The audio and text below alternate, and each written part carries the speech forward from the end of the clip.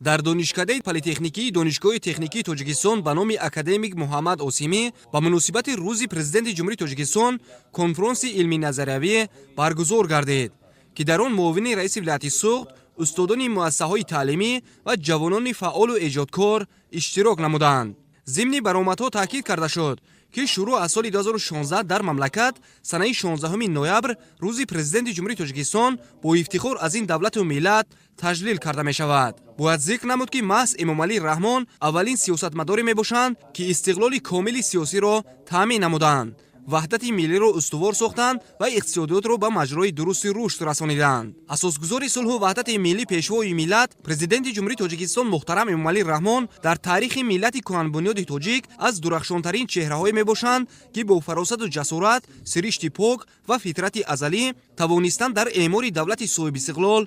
саҳми арзанда гузоранд. замоне ки фарзанди номвар ва номбардори халқ муҳтарам Эмомалӣ Раҳмон бори аввал роҳбари давлат интихоб шуданд, Тоҷикистони тозаистиқлол дар гирдоби нобасомониҳо қарор дошт. пешвои миллат бо тадбирҳои хиратмандона ва матонату ҷасорати фавқулода кишварро аз вартаи фалокат берун оварданд, мардумро сарҷам намуданд ва садҳо ҳазор гурезагонро ба ватан баргардониданд. пешвои миллат президенти ҷумҳурии Тоҷикистон муҳтарам Эмомалӣ Раҳмон шахсияти таърихӣ барои миллати тоҷик мебошанд, ки дар барқарорсозии сохти конститутсионӣ ба даст овардани сулҳу ваҳдати миллӣ, эъмори давлати соҳибихтиёр, демократии ҳуқуқбунёд дунявӣ ва иҷтимоӣ нақши арзанда гузошта дар рушди сиёсӣ, иқтисодиву иҷтимоӣ ва таърихию фарҳангии давлати мустақили Тоҷикистон хизматҳои бузурги тақдирсоз намуданд. мо дар бораи пешвои миллат муҳтарам Эмомалӣ Раҳмон чӣ қадар сухан ронем, чӣ қадар васф кунем, ҳамин қадар кам аст, чунки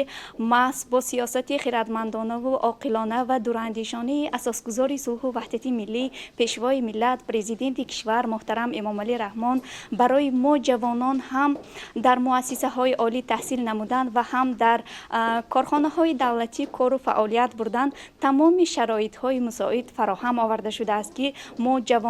бояд ба ин ғамхориҳои пешвои миллат ҷавобан дар гулгулшкофҳои ватани азизи хеш яъни Тоҷикистон саҳми худро гузаронида бошем. дар идомаи чорабинӣ озмуни ҷумҳуриявӣ беҳтарин васофи пешвои миллат, ки бо дастгирии мақомоти иҷроияи ҳокимияти давлати вилояти Суғд, иқдоми раёсати кор бо ҷавонон ва варзиши вилояти Суғд, телевизиони Баҳористон ва рӯзномаи Ворисони Суғд, ки миёни наврасону ҷавонон ташкил гардида буд, ҷамъбаст шуд ва ба беҳтаринҳо тӯҳфаҳо тақдим гардид. бояд зикр намуд, ки озмун аз рӯи 6 бахш сурат гирифта, дар он беҳтарин гуфтор, видеонавор ва шеъру сурудҳо дар васфи пешвои миллат муҳтарам Эмомалӣ Раҳмон пешниҳод гардиданд.